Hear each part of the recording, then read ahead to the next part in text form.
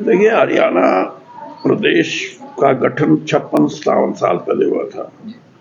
उससे पहले हरियाणा की कोई पहचान, हरियाणा का जो आज क्षेत्र है और इसमें बसने वाले जो लोग हैं, इनकी कोई पहचान नहीं थी। सब कुछ पंजाब में ही सीमित था, पंजाब तक।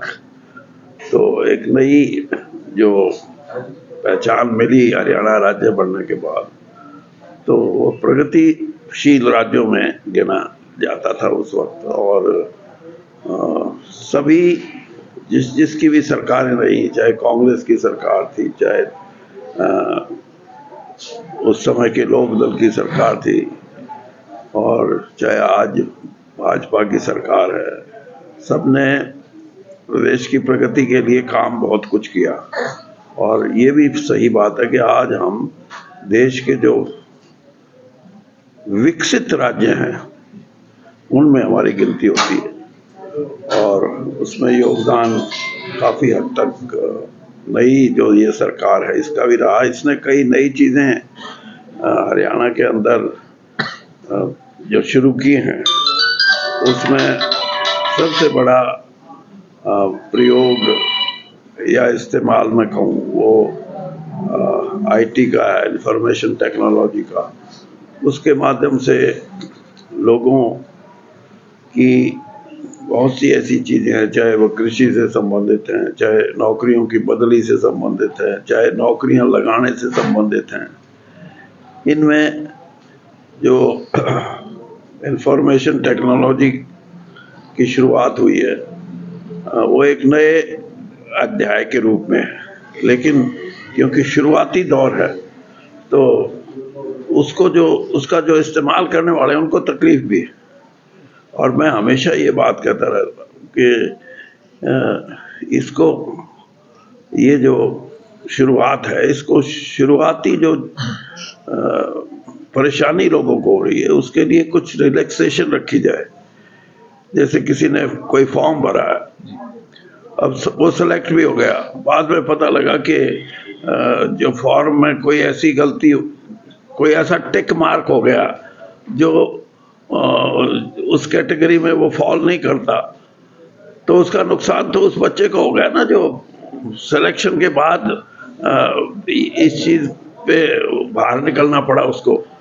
तो इसलिए मेरा मुख्यमंत्री जी से भी ये कई बार का कहना है कि जब तक पूर्ण तौर पे ज्ञान ना हो जाए सभी हरियाणा वासियों को, इस सुविधा के लिए कुछ ना कुछ ऐसे प्रावधान किए जाएं जिससे कि कोई गलतियां हुई हो तो उनको ठीक कर दिया जाए।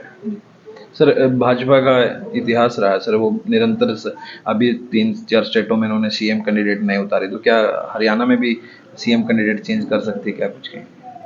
देखिए भाई, अब ये तो अलग बात है कि भाजपा का अपना एक कार्यशैली है कि वो कितने दिन कितने चीफ मिनिस्टर रखेगी, कितने साल रखेगी। अब देखा जाए तो मध्य प्रदेश में 18 साल की चीफ मिनिस्ट्री के बाद चौहान साहब जो है, शिवराज चौहान, उनको मामा बोल के कहा कि अब आप मामा का काम करो। इसी तरीके से नई पीढ़ी के लोगों को मुख्यमंत्री बनाने का जो, मैं ये समझता हूँ कि ये किसी भी जो पार्टी, कार्डर बेस्ड पार्टी बोलते हैं जिसको रेजिमेंटेड पार्टी बोलते हैं, उसकी ये एक पहचान होती है कि वो किसी व्यक्ति विशेष से ज्यादा पार्टी के कार्डर को या पार्टी का जो कार्य करता है उसको स्थान देती है। और अब ये पद्धति कहाँ तक सफल होगी ये तो भविष्य बताएगा, लेकिन ये नई पद्धति है। कांग्रेस में ऐसा नहीं है, कांग्रेस में व्यक्ति विशेष की भी पहचान है, और व्यक्ति विशेष की पहचान तो इसीलिए कांग्रेस में बहुत बड़े बड़े लीडर भी पैदा हुए हैं। तो ये अलग अलग सोच है। इसी तरह की सोच लेफ्ट पार्टीज की भी है, वो भी कैडर बेस्ड है, यानी इंसान से ज्यादा, आदमी से ज्यादा वो अपने कैडर को महत्वपूर्ण मानते हैं। तो देखो ये तो समय बताएगा सर कि कांग्रेस कौन सी पद्धति ठीक है। कांग्रेस द्वारा जन संदेश यात्रा निकाली, हाँ? कांग्रेस द्वारा जन संदेश यात्रा निकाली जा रही है सर हाँ। प्रदेश में, हाँ। तो वो कह रहे हैं कि इस बार बदलाव होगा, क्या लग रहा है सर कुछ ऐसा? देखिए, अब अगर वो ये कहें कि बदलाव नहीं होगा तो उनको कोई वोट ही नहीं दे। ये तो सब कहेंगे कि बदलाव होगा। आप पार्टी भी यही कह रही है कि बदलाव होगा, कांग्रेस भी कह रही है, और भी कोई पार्टी मैदान में उतरेगी वो भी कहेगी। और भारतीय जनता पार्टी ये कहेगी कि तीसरी बार आएंगे हम, वो ये थोड़ा कहेगी कि हम तो बस 2 बार आगे बहुत है। तो ये अपना अपना तरीका है अपनी पार्टी को लोगों के सामने एक मजबूत अल्टरनेटिव के तौर पे प्रस्तुत करने का।